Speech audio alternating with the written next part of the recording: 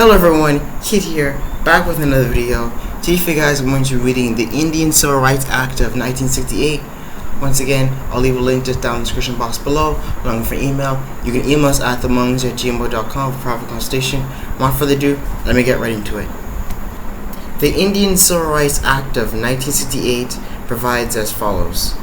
1301 Definitions. For purposes of the subchapter, the term Indian tribe means any tribe, band, or other group of Indians subject to the jurisdiction of the United States and recognized as possessing powers of self-government. Powers of self-government means and includes all governmental powers possessed by an Indian tribe, executive, legislative, and jurisdictional, and all officers, bodies, and tribunals by and through which they are executed, including courts of Indian offenses, and means the inherent power of Indian tribes, hereby recognized and affirmed to exercise criminal jurisdiction over all Indians. Indian court means any Indian tribal court or court of Indian offense, and Indian means any person who is subject to the jurisdiction of the United States as an Indian under Section 1153, Title 19, United States Code. If that person were to commit an offense listed in that section, an Indian county to which that section applies. 1302 Constitutional Rights. No Indian tribe in exercising powers of self-government shall in general. No Indian tribe exercising powers of self-government shall 1. Make or enforce any law prohibiting the free exercise of religion, or abridging the freedom of speech or of the press, or the right to the people peacefully to assemble and petition for a redress of grievances. 2. Violate the right of the people to be secure in their persons, houses, papers, and effects against unreasonable search and seizures, nor issue warrants, but upon probable cause, supported by oath or affirmation, and particularly describing the place to be searched and the person or thing to be seized. 3. Subject any person for the same offense to be twice put in jeopardy. 4. Compel any person or in any criminal case to be witness against himself. 5. Take any property for public use without just compensation. 6. Deny any person in a criminal proceeding the right to a speedy and public trial, to be informed of the nature and cause of the accusation, to be confronted with the witnesses against him, to have compulsory process for obtaining witnesses in his favor, and his own expense to have the assistance of counsel for his defense. A. Require excessive bail, impose excessive fines, or inflict cruel and unusual punishments. B. Except as provided in subparagraph C, impose for conviction of any one offense any penalty or punishment greater than imprisonment for a term of 1 year or a fine of $5,000 or both. C. Subject to subsection B, impose for conviction of any one offense any penalty or punishment greater than imprisonment for a term of 3 years or a fine of $15,000 or both. Or D. Impose a person in a criminal proceeding a total penalty or punishment greater than imprisonment for a term of 9 years. 8. Deny to any person within its jurisdiction the equal protection of its laws, or deprive any person of liberty or property without due process of law. 9. Pass any bill of attainder or ex post facto law. Or 10.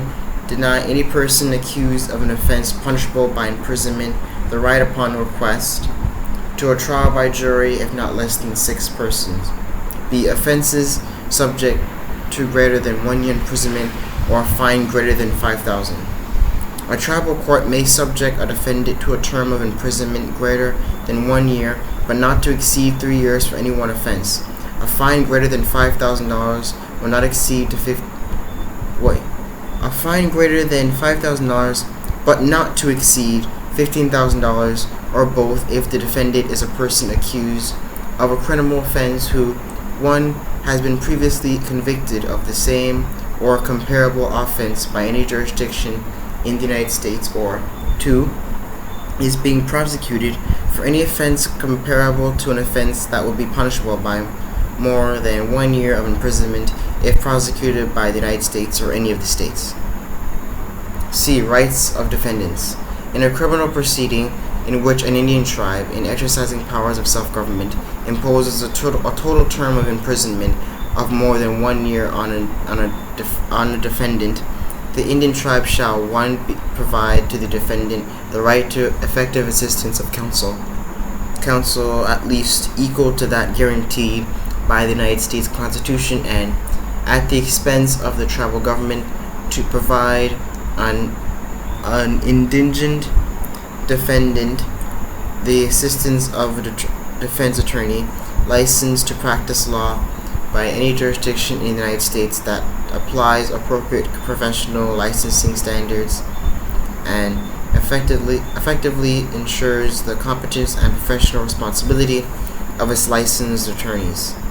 3. Require that the judge presiding over the criminal proceeding A. has sufficient legal training to preside over criminal proceedings, and B.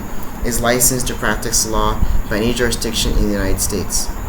4. Prior to charging the defendant, make publicly available the criminal laws, including regulations and interpretive documents, rules of evidence, and rules of criminal procedure, including rules governing the reusal of judges in appropriate circumstances of the tribal government, and 5. Maintain a record of the criminal proceeding, including an audio or other recording of the trial proceeding. D. Sentences. In the case of a defendant sentenced in accordance with subsections B and C, a tribal court may require the defendant to 1. Serve the sentence A. in a tribal correctional center that has been approved by the Bureau of Indian Affairs for long-term incarceration, in accordance with guidelines to be developed by the Bureau of Indian Affairs in consultation with Indian tribes, not later than 180 days after July 29, 2010. B. In the nearest appropriate federal facility at the expense of the United States pursuant to the Bureau of Prisons Tribal Prisoner Pilot Program, described in Section 304C/1 of the Tribal Law and Order Act of 2010. C. In a state or local government approved detention or correctional center pursuant to an agreement between the Indian tribe and the state or local government, or D. In an alternative rehabilitation center of an Indian tribe, or to serve another alternative form of punishment as determined by a tribal court judge pursuant to tribal law. E. Definition of offense. In this section, the term offense means a violation of a criminal law. F. Effect of session. Nothing in this section affects the obligation of the United States or any state government that has been delegated authority by the United States to investigate and prosecute any criminal violation in any Indian country. 1303 Habeas Corpus. The privilege of the writ of habeas corpus shall be available to any person in a court of the United States to test the legality of his detention by order of an Indian tribe. 1304 Tribal jurisdiction over crimes of domestic violence. A. Definitions. In this section, dating violence. The term dating violence means violence committed by a person who is or has been in a social relationship of a romantic or intimate nature with the victim, as determined by the length of the relationship, the type of relationship, and the frequency of interaction between the persons involved in the relationship. Domestic violence. The term domestic violence means violence committed by a current or former spouse or intimate partner of the victim, by a person with whom the victim shares a child in common, by a person who is collaborating with or has cohabitated with the victim as a spouse or intimate partner, or by a person similarly situated to a spouse of the victim under the domestic or family violence laws of an Indian tribe that has jurisdiction over the Indian country where the violence occurs. Indian country. The term Indian country has the meaning given to the term in Section 1 151 of Title 18 United States Code. Participating tribe. The term participating tribe means an Indian tribe that elects to exercise special domestic violence criminal jurisdiction over the Indian country of that Indian tribe. Protection order. The term protection order. A means any injunction, restraining order, or other order issued by a criminal or civil or criminal court for the purpose of preventing violent or threatening acts of harassment against, sexual violence against, contact or communication with, or physical proximity to another person, and B includes any temporary or final order issued by a civil or criminal court, whether obtained by filing an independent action or as a pendant light order in another proceeding. If the civil or criminal order was issued in response to a complaint, petition, or motion filled by or on behalf of the person seeking protection. 6. Special domestic violence criminal jurisdiction. The term special domestic violence criminal jurisdiction means the criminal jurisdiction that a participating tribe may exercise under this section but could not otherwise exercise. 7. Spouse or intimate partner. The term spouse or intimate partner has the meaning given the term in section 2266 of Title 18 United States Code. B. Nature of criminal jurisdiction. 1. In general, notwithstanding any other provision of law, in addition to all powers of self-government recognized and affirmed by sections 201 and 203 and 1303 respectively, the powers of self-government of a participating tribe include the inherent power of that tribe, which is hereby recognized and affirmed, to exercise special domestic violence criminal jurisdiction over all persons. Concurrent jurisdiction. The exercise of special domestic violence criminal jurisdiction by a participating tribe shall be non-concurrent with the jurisdiction of the United States, of a state, or both. 3. Applicability. Nothing in this section.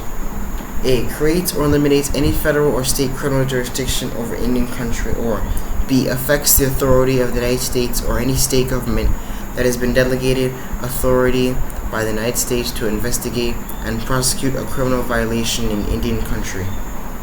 4. Exceptions. A. Victim and defendant are both non-Indians. In general, a participating tribe may not exercise special domestic violence criminal jurisdiction over an alleged offense if neither the defendant nor the alleged victim is an Indian. 2. Definition of victim.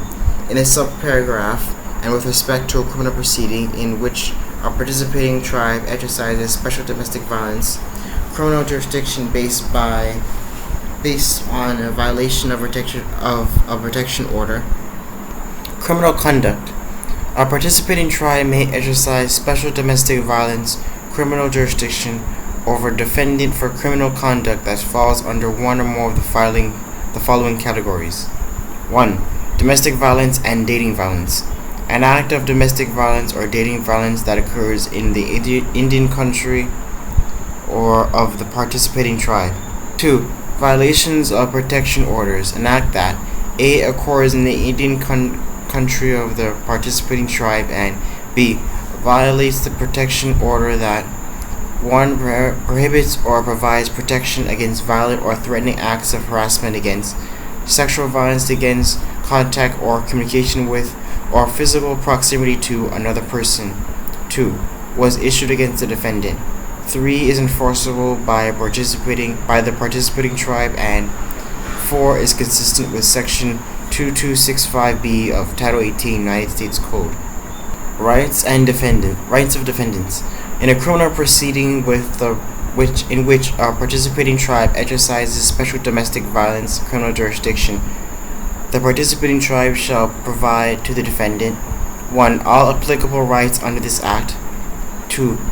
If a term of imprisonment of any length may be imposed, all rights described in section 202(c) 25 U.S.C. 1302.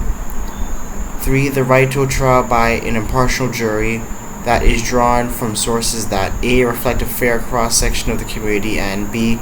do not systematically include any distinctive group in the community, including non-Indians, and 4. In all other rights whose protection is necessary under the Constitution of the United States in order for Congress to recognize and affirm the inherent power of the participating tribe to exercise special domestic violence, criminal jurisdiction over the defendant. Petitions to stay detention. In general, a person who has filed a petition for a writ of habeas corpus in a court of the United States under Section 203 may petition that court to stay further detention of that person by the participating tribe. 2. Grant of stay. A court shall grant a stay prescribed in paragraph 1 if the court A. finds that there is a substantial likelihood that the habeas corpus petition will be granted, and B. after giving each alleged victim in the matter an opportunity to be heard, finds by clear and convicting evidence that under conditions imposed by the court, the petitioner is not likely to flee or pose a danger to any person or the community if released. 3. Notice. An Indian tribe that has ordered the detention of any person has a duty to timely notify such person of his rights and privileges under this subsection and under Section 203. And yeah, that's it, guys. Like, share, and subscribe. Once again, I'll leave a link to this down in the description box below. Login for email. You can email us at themones@gmail.com for a private consultation. And I'll see you guys next video. Have a nice day.